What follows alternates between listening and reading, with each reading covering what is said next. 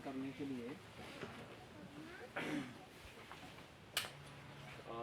सागर SBN university, Swami Vivekananda agriculture university से doctor साहब पधारे हैं और वो आपसे कुछ 15-20 मिनट जो भी है, हमारे जब तक गेस्ट नहीं आते हैं तब तक वो इस सब्जेक्ट पे आपसे बात करेंगे, ठीक है। तो उनका जो भी अनुभव है, जो भी नॉलेज है, वो आपके काम आएगा, तो आप उनको सुनिएगा। और लगभग 20 की जो श्रृंखला थी, महानुभावों की, एक्सपर्ट लोगों की, साइंटिस्टों की, अलग अलग विषयों को लेकर आपसे बातचीत कर रहे थे, आपको समझा रहे थे। और उस कड़ी में जो है ना, करीब 18 लोगों ने आपके सामने अपने अपने वक्तव्य प्रस्तुत किए और उन्होंने अपने अपने विषय की जो एक्सपर्टीज है वो आपसे साझा की। उसी कड़ी में आज हमारे बीच में SBN यूनिवर्सिटी के डॉक्टर पधारे हैं, तो मैं उन सबसे उनको आप सबसे रूबरू कराना चाहता हूँ और वो आपसे सीट के बारे में बात करेंगे। तो ज़्यादा क्वेश्चन और ज़्यादा अपने पास समय नहीं है, तो थोड़ा आप पहले तो नंबर ले लेना अगर कोई आपके क्वेश्चन बने तो, पर बीच में ऐसे टाइम एक्सपेंड नहीं करना, नहीं तो फिर वो टोकना अच्छा नहीं लगता है। तो मैं उनसे आग्रह करता हूँ कि एक बार करतल ध्वनि से आप अभिनंदन करेंगे।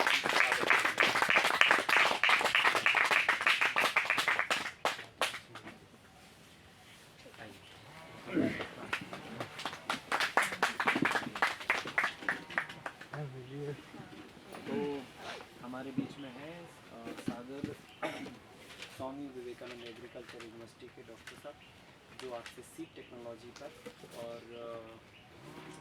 जो भी उनका व्यवहारिक अनुभव है वो आपसे बात करेंगे।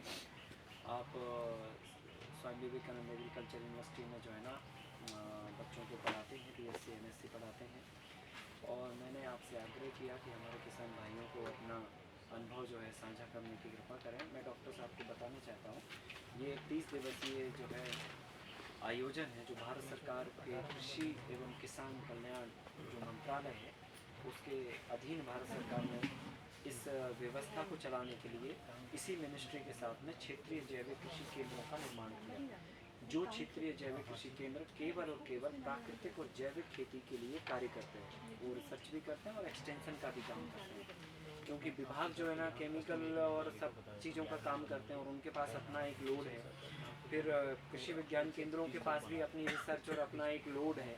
तो इस चीज़ को सेपरेट रखते हुए उन्होंने अलग से इसी मिनिस्ट्री के अंतर्गत ये बॉडी फॉर्म की, और इसके 4 रीजनल सेंटर भारत में अभी हैं।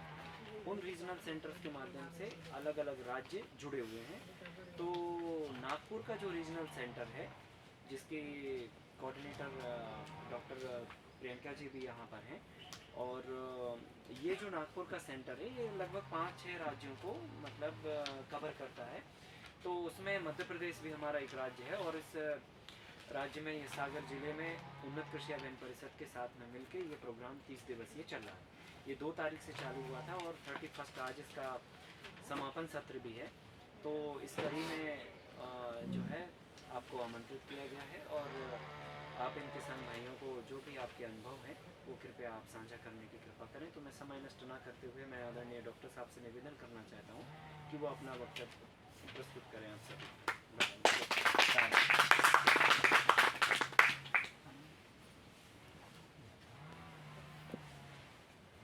जैसे कि आप जानते हैं सभी लोग, हम लोग जो है ग्रामीण क्षेत्र से जुड़े हुए हैं, और ऑर्गेनिक की बात की जाए तो ऑर्गेनिक हम जो पहले जो ग्रामीण क्षेत्र थे, तो ग्रामीण क्षेत्रों में क्या हुआ करता था, पहले जो गोबर की खाद है, केंचुओं की तैयार की हुई खाद है, उसका उपयोग अधिक करते थे।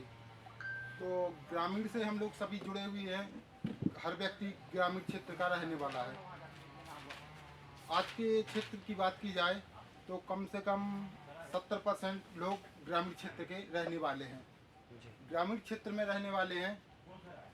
और एक व्यक्ति हैं, मनोवैज्ञानिक थे, उन्होंने वाल्टर एफ विलियम, उन्होंने ग्रामीण क्षेत्र के बारे में थोड़ा बहुत कहा गया है, तो उसके बारे में हम आपको बताते हैं। उन्होंने कहा गया है कि जो जनसंख्या है उसके आधार पर ग्रामीण क्षेत्र को वर्गीकृत किया है।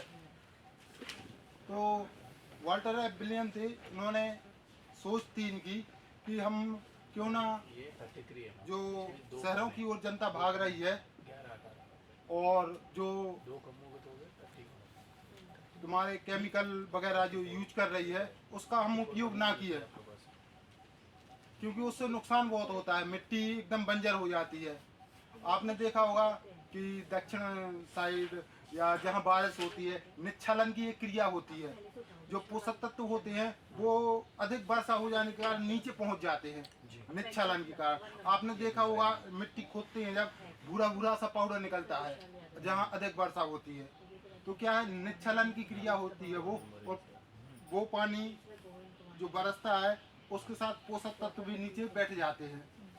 और आप लोगों ने एक और देखा होगा जहाँ गर्मी अधिक होती है वहाँ क्या होता है, जो वाष्पीकरण की क्रिया होती है तो उससे क्या होता है कि जो वाष्पीकरण के साथ साथ जो फायदेमंद सोइल में मिट्टी में पोषक तत्व पाए जाते हैं वो क्या है कभी कभी ऊपर आ जाते हैं।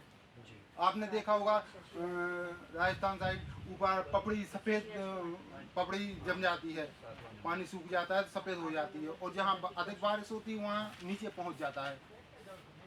तो हमारे लिए क्या करना चाहिए उसके लिए, तो जो सबसे पहले सूखे की बात कर लें, सूखा क्षेत्र की, जिस क्षेत्र में सूखा होता है तो हमारे लिए उस क्षेत्र में जो वास्तविक क्या होता है, आप लोगों ने देखा होगा कि जो पंजाब हरियाणा साइड का है तो वहाँ क्या करते हैं खेतों में आग लगा देते हैं।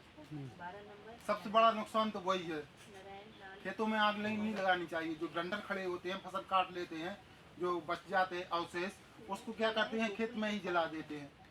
उससे क्या होता है जो मिट्टी के लाभदायक कीट हैं मिट्टी को अच्छा बनाते हैं, भुरभुरी बनाते हैं, क्या है उसके साथ जल के नष्ट हो जाते हैं, मिट्टी एकदम बंजर हो जाती है। देखा होगा आपने यदि जो ईंट वगैरह बनाते हैं जब हम उसको पकाते हैं वो एकदम रेड हो जाती है, लाल हो जाती है, वो कोई काम की नहीं बचती है। उसी प्रकार यदि खेत में आग लगा देते हैं उसी प्रकार मिट्टी भी हमारी जो है वो थोड़े थोड़े लाल रवा हो जाता है, तो उसके कारण भी बहुत नुकसान होता है। और जो हमने निच्छालन की बात की थी, इस प्रकार की क्रॉप लगाना चाहिए जिसमें पोषक तत्व उसको पानी जहाँ कम होता है ड्रिप सिंचाई करनी चाहिए। तो उससे भी हमारे क्या होता है, उससे बहुत कम जो पोषक तत्व वायुमंडल में उड़ जाते हैं वाष्पीकरण होकर वो कम हो जाते हैं।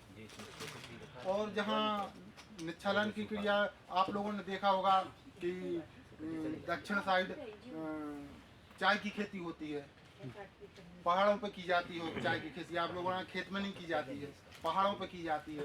कारण क्या है उसका कारण ये है कि चाय की पत्ती के लिए जड़ों में पानी अधिक आवश्यकता होती है, जड़ों के लिए, पत्तियों के लिए उतनी आवश्यकता नहीं होती है, जड़ों के लिए तो पानी जो बहता है तो जड़ों में लगकर हुआ वो जाता है, इसलिए पहाड़ पे की जाती है खेती। चाय की खेती जो है बागान है, असम है, आपने देखा होगा कि असम में भी चाय की खेती होती है, फिर उनकी पत्तियों को तोड़ा जाता है। तो पहाड़ी क्षेत्रों पर या दक्षिण साइड जो हमने निच्छालन की क्रिया बताई तो उसमें जहाँ ज़्यादा वर्षा होती है वहाँ पर इस प्रकार के पौधे लगाए जाते हैं जिसमें डायरेक्ट भूमि में पानी ना होकर उसकी पत्तियों में पानी लगे, ठीक है, पत्तियों में। तो उससे क्या होगा पोषक तत्व नीचे नहीं जा पाते हैं, या तो हम इतनी गहरी जुताई कर दें एक दो बार कि मिट्टी अलट पलट हो जाए, तो उससे भी हमारे लिए क्या होगा पोषक तत्व मिट्टी में बने रहेंगे और हमारे लिए जो फसल के लिए जो पोषक तत्व की आवश्यकता है वो उसमें बनी रहेगी और पौधे उसको लेते रहेंगे। उसी प्रकार एक व्यक्ति थे देसाई करके, एक देसाई, उन्होंने ग्रामीण क्षेत्र में और पर्यावरण के क्षेत्र में भी बात करी है, तो उसके बारे में हम बताते हैं। शहरी और ग्रामीण क्षेत्र का वातावरण में उन्होंने डिफरेंस बतलाया है। ग्रामीण क्षेत्र का जो वातावरण होता है बहुत शुद्ध होता है, ना तो वहाँ ट्रक चलते हैं, ना तो वहाँ फैक्ट्रियाँ हैं जो धुआं कार्बाइड निकलता है, क्या है, शहरी क्षेत्रों में देखा फैक्ट्री लग गई हैं बहुत ज़्यादा, हमारा वातावरण भी प्रदूषण हो रहा है और गाड़ियों से जो कार्बन निकल रहा है उससे भी बहुत ज़्यादा प्रदूषण हो रहा है।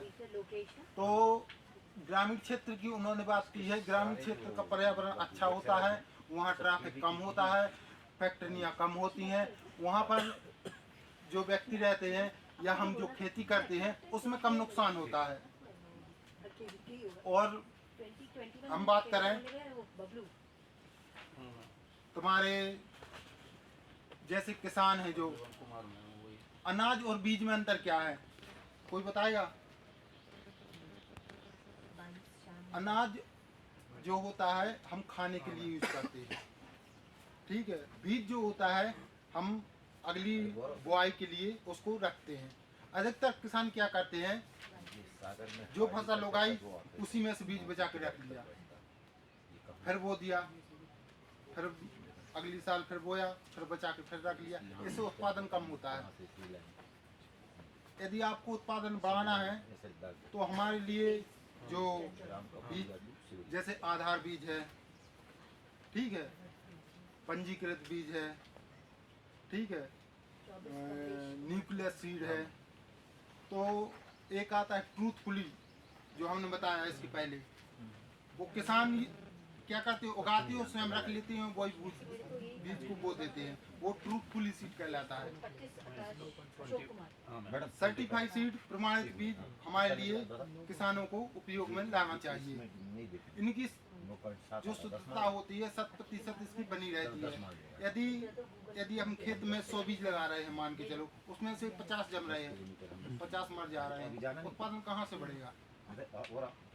यदि किसानों के लिए भी अपने फसल का उत्पादन बढ़ाना है तो सबसे पहले उनके लिए एक टेस्ट होता है, टेट्रोजोलियम टेस्ट।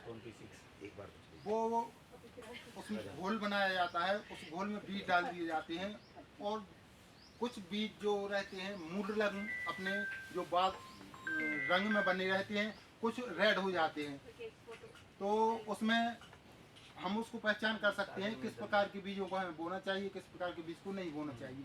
और सिंपली एक तरीका और है, आप लोग जो किसान हैं जैसे, तो ग्रेडिंग करना चाहिए हमारे लिए, अच्छी बीज एक साइड रख लेना चाहिए, ग्रेडिंग करके जो टूट फूट वाले बीज हैं वो हमारे लिए एक साइड कर देना चाहिए।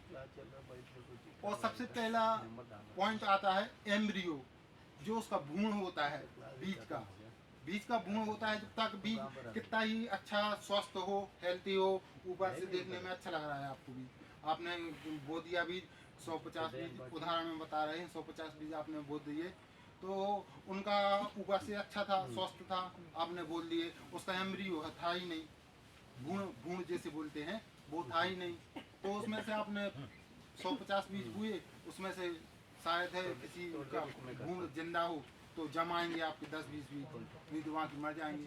इसलिए हमें बीज बोने से पहले उसका कुछ नमूना लेना चाहिए और उसका एम्ब्रियो चेक करना चाहिए, जो भ्रूण जहाँ से निकलता है। हम चना का बीज होगा तो हम आपके लिए बता देंगे भ्रूण कैसा होता है, एम्ब्रियो कहाँ रहता है उसका, ठीक है। चने का बीज में आप 2 भागों में बांटेंगे तो उसमें बीज में सबसे ऊपर एम्ब्रियो रहता है। यदि आपका एम्ब्रियो सुरक्षित है, भ्रूण जो सुरक्षित है, तो आपका बीज 100% जर्मिनेशन करेगा ही करेगा। भ्रूण सर एक किसान, हाँ, वो साइड में एक लगा रहता है मिर्ची के दाने जैसा, हाँ, वही तो नहीं रहता है चने के अंदर पूर्ण चना अगल और उसमें एक इस तरह? हाँ, वही है। हाँ, एम्ब्रियो जो ऊपर रहता है, हाँ। आपका बीज को तोड़ेंगे तो आपको थोड़ा सा इतना हाँ जरा सा दिखेगा, चने के बीज मिर्ची के बीज जैसा। हाँ बिल्कुल वही है जी, वही है। आप लोग इसलिए चने का उदाहरण दिया क्योंकि उसमें स्पष्ट दिखता है। जी। तो उसमें आप यदि वो खराब होगा, कीड़े ने खा लिया या घुन गया तो वो खराब हो जाता है, और अपन लोग बिना देखे बिना चेक किए छिड़काव के द्वारा बुआई कर देते हैं, तो वो जमता नहीं उतना ज़्यादा। यदि हम अच्छा एम्ब्रियो वाला बीज उपयोग करेंगे और प्रमाणित बीज उपयोग करेंगे तो हमारी फसल अच्छी होगी और हम उससे उत्पादन भी अच्छा ले सकते हैं। जब हम प्रमाणित सर्टिफाइड सीड की बात करते हैं तो क्या होता है, किसान भाई जो रहते हैं हमारे क्षेत्र में, ब्लॉक क्षेत्र है जैसे तहसील क्षेत्र है, तो यहाँ पर एक क्या होता है, एक प्रसार अधिकारी होता है, एक्सटेंशन ऑफिसर जिसे बोलते हैं। तो क्या है, जो किसानों से केंद्र से नई टेक्नोलॉजी आई, नई नई सूचना आई, नई नई जानकारी आई, तो होता क्या है, जो किसानों तक नहीं पहुंच पाती है कभी कभी, जो केंद्र ने योजना बनाई या सूचना वहां से निकाली तो कभी कभी किसानों तक नहीं पहुंच पाती है। तो उसके लिए एक प्रसार अधिकारी होता है, जो उसका काम होता है कि किसानों को जा जाकर हम सूचित करें। तो एक प्रसार अधिकारी जो होता है अपने क्षेत्र का, उसकी जिम्मेदारी होती है उस क्षेत्र में हम किसानों को जो केंद्र सरकार के द्वारा योजना आई हो उसका लाभ उनको हम दिलाएं। तो उस प्रसार अधिकारी की गुण क्या होने चाहिए या उसकी सोच कैसी होनी चाहिए। सबसे पहले प्रसार अधिकारी जो होता है सामने वाले को समझने वाला होना चाहिए, सामने की बात समझ जाए। कहाँ मिलेगा? कौन से विभाग में मिलेगा? आपको कृषि विभाग में मिलेगा, एक्सटेंशन ऑफिसर होता ही है, KVK में है, कृषि विज्ञान केंद्र है, तो एक प्रसार अधिकारी होता ही है आपके ब्लॉक में। उसकी जिम्मेवारी रहेगी कि वो पूरी इन्फॉर्मेशन दे। हाँ, उसकी जिम्मेदारी होती है कि वो आपको पूरी जिम्मेदारी दे, पूरी सूचना दे, आप जानकारी पूरी दे, जानकारी अधूरी ना दे। हाँ, अधूरी ना दे। जो योजना आई है उसके बारे में भी आपको, उसे क्या होता है, जैसे ब्लॉक में एक्सटेंशन अधिकारी नियुक्त किया गया है नया, तो क्या होता है, पहले वो सर्वे करता है, जाके गांव-गांव जाके सर्वे करता है कौन सा क्षेत्र किस प्रकार की जलवायु है, और उस प्रकार से वो सर्वे कर अपनी रिपोर्ट तैयार करता है। फिर किसानों से मिलता है, किसानों से मिलकर वो आपको जानकारी देगा कि आप केंद्र सरकार से ये योजना आई है, आप इसका लाभ उठाइए। जैसे किसानों को बीज बटने आता है तो किसान क्या करते हैं, वहाँ तक पहुँच ही नहीं पाते हैं। प्रसार अधिकारी आएगा आपके यहाँ, बैठेगा, आपको पूरी व्यवस्थित जानकारी देगा एक एक चीज़ की। और सबसे बड़ी बात, एक प्रसार कार्यकर्ता है उसमें सबसे बड़ी दूरदर्शिता का ज्ञान होना चाहिए, दूर की सोचने वाला होनी चाहिए, ईमानदार होना चाहिए, एक दूसरे को मिलकर अपनी भावनाओं को समझ सकें और एक दूसरे को सूचना आदान प्रदान कर सकें। और क्या होता है, जैसे आप लोगों ने देखा होगा, पहले ग्रामीण क्षेत्रों में किसान को जागरूक करने के लिए कठपुतली डांस होता था।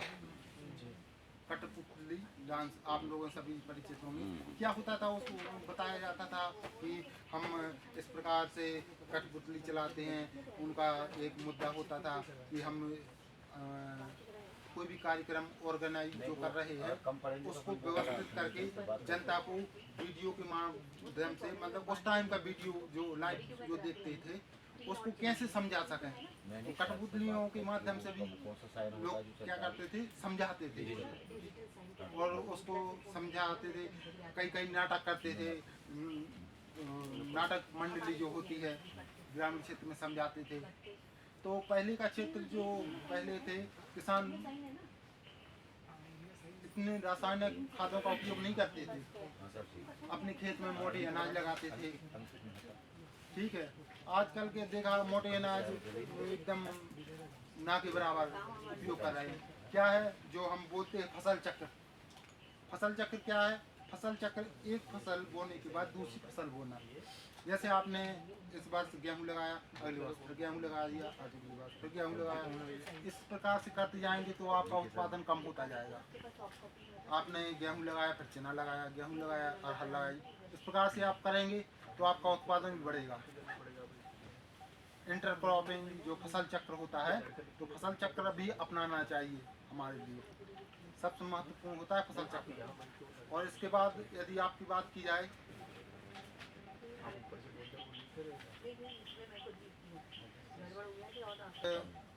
मनोवैज्ञानिक हैं, एजुकेशन के क्षेत्र में टेबुला रासा एक शब्द दिया था जॉन